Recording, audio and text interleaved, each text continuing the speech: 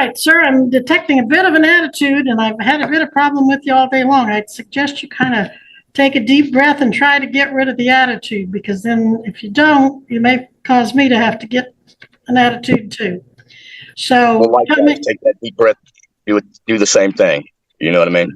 Excuse me?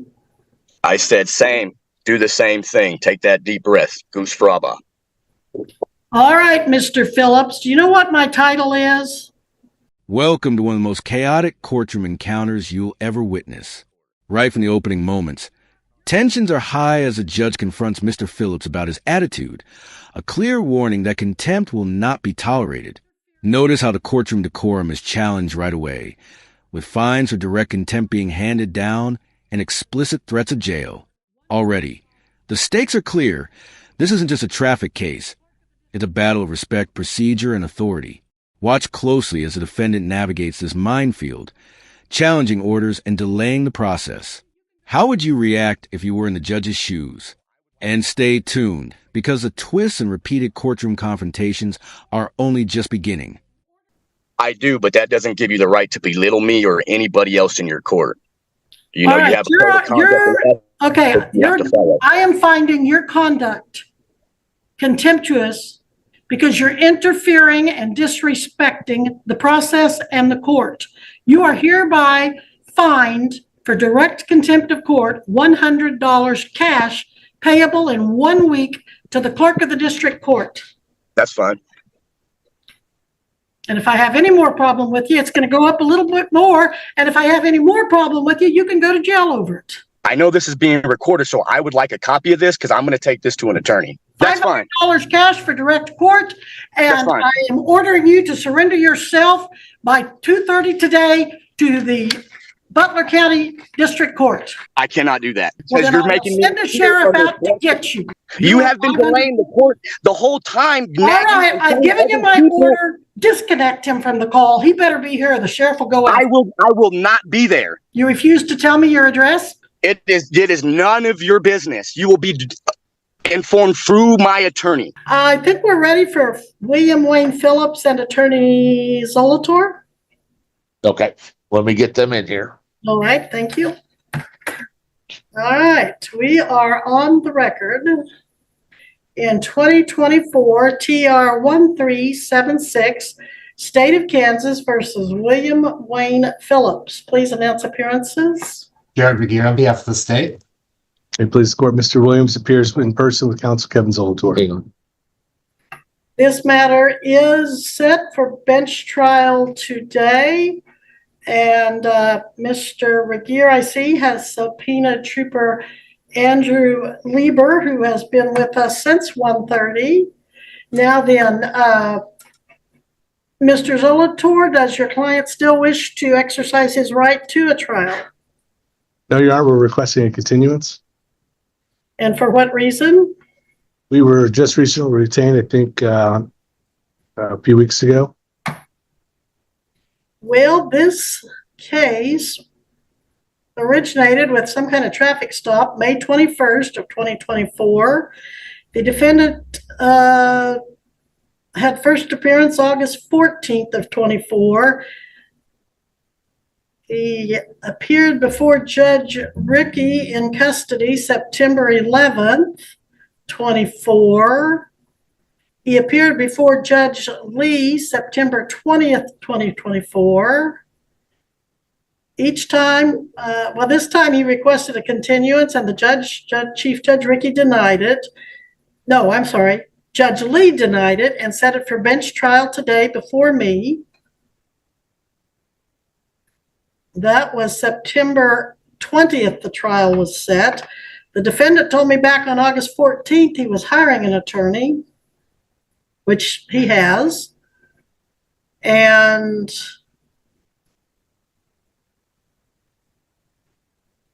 I show an entry of appearance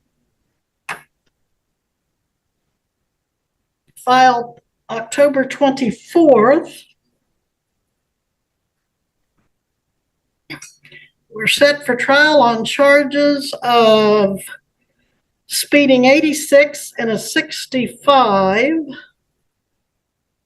We are also set for trial. Let me look at the amended complaint filed August 1st, see if there's anything still remaining. Count 2, driving while suspended after a prior conviction, a Class A misdemeanor. Mr. Regier, your response? Your Honor, for the sole purpose of it, well, Your Honor, forgive me, Your Honor. I will, if I may, respectfully request 30 seconds. Granted. Thank you, Your Honor. Now, your response to the request for continuance, Mr. Regier. Your Honor, for the sole purpose, if indeed the continuance is being requested, other than recently retained, perhaps there are some other reasons which I'm sure counsel can defer to the court better than I can. I would advise the court, in accordance with my duty of candor as an officer of the court, that I am not aware if discovery has been provided in this case. Certainly, legally, that is something counsel for the defense would be entitled to.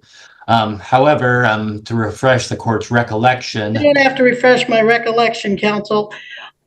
He entered his appearance October 24th, 2024. You can't tell me if you sent him discovery? Your Honor, for my understanding is that issue is still outstanding, so. I don't want it outstanding. I want you to check your file and tell me if he's had discovery and when he got it. Your Honor. Or, Mr. Zolotor, you're an officer of the court. Do you have discovery and when did you get it? Your Honor, I do not have discovery in my file with me, but I am not going to advise the court that I've not received it without checking the office file, which I. Now, things start to get complicated with discovery delays and the defense requesting a continuance. Here's where the legal drama really ramps up. Mr. Phillips' attorney was recently retained, and discovery, essential for any fair trial, hasn't been fully provided. The judge is visibly frustrated, recalling past cases where similar delays cause major problems. This isn't just paperwork. It's about fairness, preparation, and upholding the judicial process. The defendant is caught in a whirlwind of procedural rules and repeated instructions from multiple judges, yet he hasn't fully complied. How much responsibility lies with the defense attorney versus the defendant? And could this delay impact the outcome of the trial? These are the exact questions that make courtroom dynamics so gripping. You can pull up now. Meanwhile, Mr. Regier, if you have an answer from your end, I'd appreciate that. And while I look, Judge, I think Mr. Regier was referencing other reasons. Obviously, we were just recently retained. I haven't had an ability to discuss with Mr. Regier possible resolution short of a trial. But, all that I thought was somewhat implied in my statement that we were just recently retained. I don't think we've had sufficient time to do all the things normally that are done before a trial. But I am pulling it up now, and I can tell you if we've received discovery or not. It does not look like on my end, Your Honor, we have received discovery. Mr. Regier, how long does it take your office to get discovery? I mean, October 24th, he requested it, and it's now November, 13th? How much longer do you think you'll need to get that to him by computer? Your Honor, under these circumstances, the state does not object to this matter being set over. Well, my question was, and I don't know if Mr. Zolotor is the office attorney, I don't think he is, but we've had this issue before, and I have repeatedly ordered discovery go to the attorney, and what was it, 128 day? No. I can't remember the number of days that your office, even though I had ordered him multiple times to receive that, had still not sent him full discovery. I hope we're not going to get caught in another one of those situations where I order it and it's not done. And I'm concerned that now I'm hearing that after all this time, he hadn't even had it sent to him. So do you have any assurance, better than what we've had in that other case, that you'll send it to him, Mr. Regier? I frankly don't recall who the attorney was that we were having that problem. Yeah, and from my end, Your Honor, and I've never had problems with Mr. Regier getting me discovery. My request was not based on, and I understand the court's frustration. I'm not trying to play both sides. We haven't had it. I wasn't complaining about that at this time. Frankly, I don't think a trial is going to be necessary if I get discovery and I'm able to talk to Mr. Regier, be more efficient that way. So that's my request. And I don't have any prior. I don't know what case you're referring to, but I would expect that I would get it in a short amount of time. Well, Mr. Regier, do you recall which case I'm talking about? Your Honor, not by number, although based off my records, it would appear that my office has communicated with Mr. Zolator's office as recently as within the last 24 hours on the outstanding discovery issue. I would anticipate that being resolved in a timely fashion.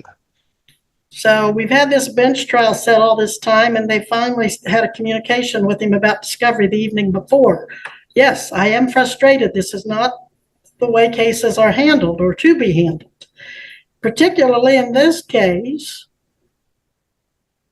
where the defendant has been told by multiple judges that we would have a trial. Judge Rickey said he set it. Let me get my judge. Judge Rickey told him he was setting it for jury trial with me, and no, I strike that. Judge Lee told him it was going to be set for jury trial. This has just been, he's seen 3 judges over the course of a number of months. He's told each of us he was going to hire his attorney.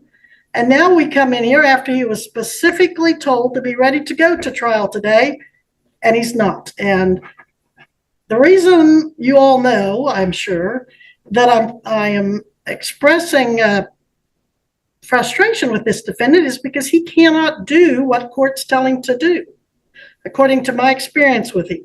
And let's put that camera over there a little bit further so he can participate in these hearings. This defendant has told me in no uncertain ways that he doesn't have to give me what I ask for. He won't do it. He does not have to appear when I tell him to, and he has told me he won't appear when I tell him to.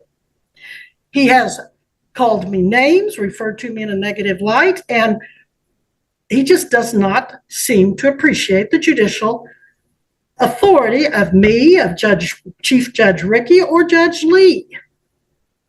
He does not do anything any of us tell him to do, except I am impressed he shows up today with an attorney, one of which I know is very respectable and does do what he says he's going to do. So we are making progress.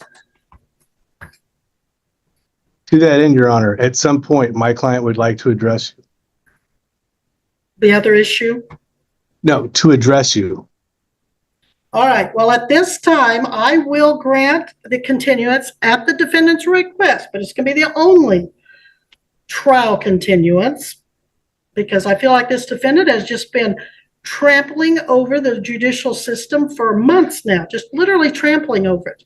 And I don't know, Mr. Zolator, if you've seen the videos from earlier hearings, but if you haven't, you really need to. We have. All right. This case will be continued. When's our next bench trial? Or does he want a jury trial? I have a jury trial in February. Your Honor, I haven't discussed that with him. I am representing to the court that I do not think a trial will be necessary. If I must elect, I will have to go with a jury trial at this time because I have not talked to him about waiving his constitutional right, which I think is guaranteed because it's a Class A misdemeanor, not a Class B. If we set this for a status, I think we can probably get this resolved. I can't guarantee that. If you don't want to do that, I would request the jury trial set in February. I will set it for jury trial, but you'll need, of course, make the written demand and so forth. Because I just don't want to let him, of course, like I said, he's got you now, and you're not prone to play the games that he has. So, all right. When's our next available status conference? Not until January? And I apologize, Your Honor. I'm not available that date either. Okay. But if we can resolve this, I certainly will try to get a plea date before then. Okay. Well, let's set it for pre-trial February 3rd, 2025 at 9 a.m. and that will be by Zoom. The pre-trial will be by Zoom. But of course, the bench trial or the jury trial that I'm setting will be February 5th and 6th, and that will be live at the courthouse. And the defendant, as condition of bond, is ordered to appear both dates and time. He needs to appear at the courthouse. I cannot trust him not to appear at the courthouse. So make sure he's here at least at the courthouse. And if you want to be with him in person, that's fine too. Okay, so continued on your bond with those conditions. Anything else before we get to the other point at hand? No, No. that's fine, Your Honor. All right, now the defendant was found in contempt multiple times and still wouldn't quit disrespecting and disobeying the court until eventually he was ordered to reappear later the same day in person at 2:30 p.m. He told me he wasn't going to. He wouldn't tell me where he lived, where he worked, blatantly refused to answer any questions of his whereabouts. This is where the case takes a dramatic turn. Mr. Phillips repeatedly disrespected court orders, ignored multiple appearances, and accrued $500 in fines. He smoked, ate, and wandered around during other hearings, a blatant disregard for court authority. The emotional weight here is intense. The judge's frustration isn't just procedural, it's personal, because repeated defiance undermines the integrity of the system. This is a textbook case of contempt of court, highlighting the tension between individual resistance and institutional authority. Audience question: would you have enforced stricter consequences immediately or allowed the multiple fines and warnings to accumulate? It's a fascinating insight into the balance of fairness, patience, and judicial power. Anything I asked of him. He continued to smoke during the Zoom, even though he'd been told not to. He continued to eat and take an enormous amount of drinks. And he continued to get in and out of his truck and walk around the job site, take his hard hat on, take it off, walk all about, all during other defendants' hearings. And then when his case was called, that's when he started becoming blatantly, verbally disrespectful and telling the court how to do its job and not do its job. Throughout the docket, he was highly disrespectful and disruptive. He would talk over the court. He would make rude, personal, insulting, and disrespectful comments about and to the court. And ultimately, he was found in contempt to the point that he'd earned $500 in fines, and he was told to get that paid within a set time that he did not. He was told to appear later that day at 2:30 in person, which he did not. And then he saw Judge Rickey, Chief Judge David Rickey, on September 11th, and Judge Rickey found that he still had not paid the $500, and he gave him 1 week to get it paid. And in fact, he gave him an OR bond, which would have made it easier for him to pay the contempt within 1 week. He didn't pay it. He saw Judge Lee September 20th. Judge Lee said, well, he'll leave the contempt up to me when he sees me again. But he still hasn't paid it. Once again, he has totally disregarded court orders. So let's first deal with the consequences of his not paying, as multiple courts have ordered him to do. Then I want to address his direct contempt of not appearing when he was told to do later that day of August 14th. Now, whether we address Judge Rickey's orders that he violated, that we may postpone and let Judge Rickey decide if he wants to pursue that or if we want to go after him at a later date. But right now I want to focus on his contempt of court, where he has not paid the $500. That's another act of contempt, and is not appearing as he told me he wasn't going to do and didn't, even though I ordered it. So let's start with why he hasn't paid, followed by why he didn't follow my order to appear. Counsel? Well, first, Your Honor, I do know that he would like to apologize to you if you'd allow him to do that. And he doesn't have an explanation that's going to justify his conduct, nor is he going to try to.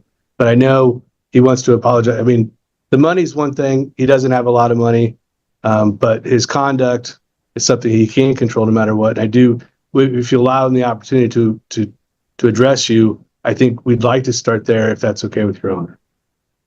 Well, normally I appreciate a kind apology, but frankly, I'm not sure it's going to be sincere, and I don't want it unless it's sincere, Mr. Zolator. I sense if he makes an apology, it's going to be because his attorney told him that he needs to do that. Well, Your Honor, I would throw it at your feet, let him apologize, and whether you find it sincere or not, I mean, I can't make that judgment for you. I think you know that, but I'm not trying to speak for you. I'm not sure what else I'm supposed to do other than let him. I mean, I will stand away and let him make his remarks. All right. Go ahead, Mr. Phillips. I would just like to say I am very sorry for my actions that day. Again, me apologizing doesn't give my actions justification in any means or in any grounds. I disrespected you, your court, your officer here, the DA, and I've been under a lot of stress working out of town, very many hours with very little pay, and there's no excuse for it. I just more bad things happening compiling, and it all came out in the very wrong place, wrong time with the wrong person. And I am very sincere in my apologies. Not when all this happened, I wanted to apologize, and even if you go ahead and read the other cases, when the other judge sentenced me when I was in Butler County, I was even apologizing then. I think I had the same district attorney there where I was trying to apologize, at least to you, if not to you, to someone that can actually hear the apology without someone sitting next to me trying to say, maybe he had, someone tell him to do it or whatever. I am very sorry. I mean, my actions are out of line and there is no excuse for it. I'm truly sorry for disrespecting you personally and the court as well.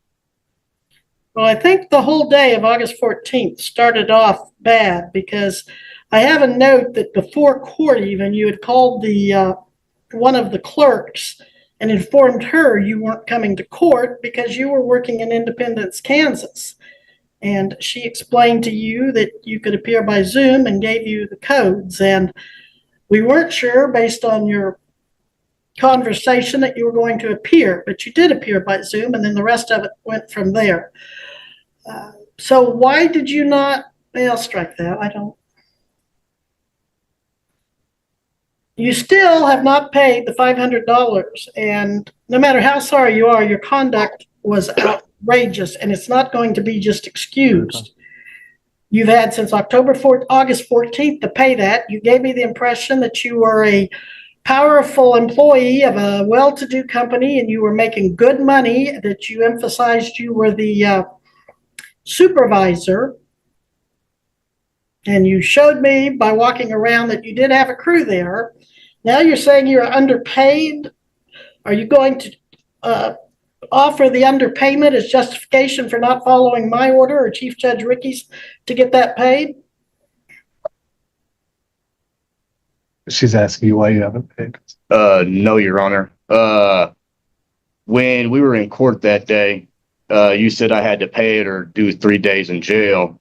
And that's the whole reason. I mean, if you go back in the Zoom videos, Was that your understanding? That was my understanding. That was my sincere understanding.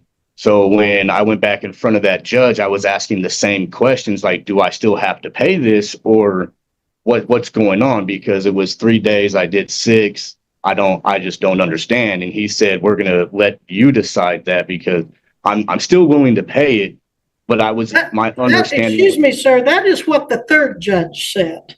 Chief Judge Ricky told you September 11th you would pay it within 1 week. He didn't give you any jail time, and I don't think I did either, because I told you to be here that day at 2:30, and you didn't show up or pay.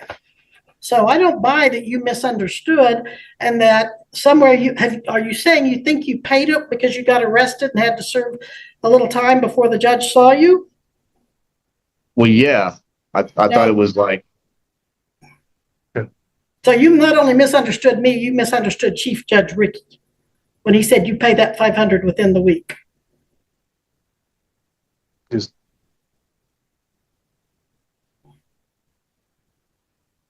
Is that a yes? Is that a no?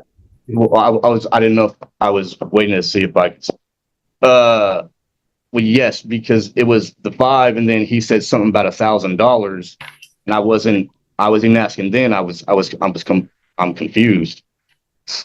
And Your Honor, I certainly can help him understand the situation. I can tell the court that he's done 6 days, which wasn't part of the order. It was money, and he's done 6 days, which I think is, a bigger sanction than $500. He's certainly telling me, and I know he's got someone here with him, that they can get that paid, and they will pay it. It was, you can judge the sincerity, judge it. It doesn't sound like you're buying it. That's fine. I understand that. But this all resulted from his behavior that day. And I hope at least I did find that sincere, but maybe you don't, of the way his conduct, and he can't excuse that. The money, it sounds like he was confused whether you buy that or not. I don't know. But he did do 6 days on a driving while suspended case. It normally carries a 2-day minimum. And that's, well, yeah, but actual serve time normal anyways. All right, we won't get into that. Okay. Well, I think it's clear that I ordered him to pay $500, and it is well past the date he was to pay it. I think it's clear Judge Rickey told him to pay it.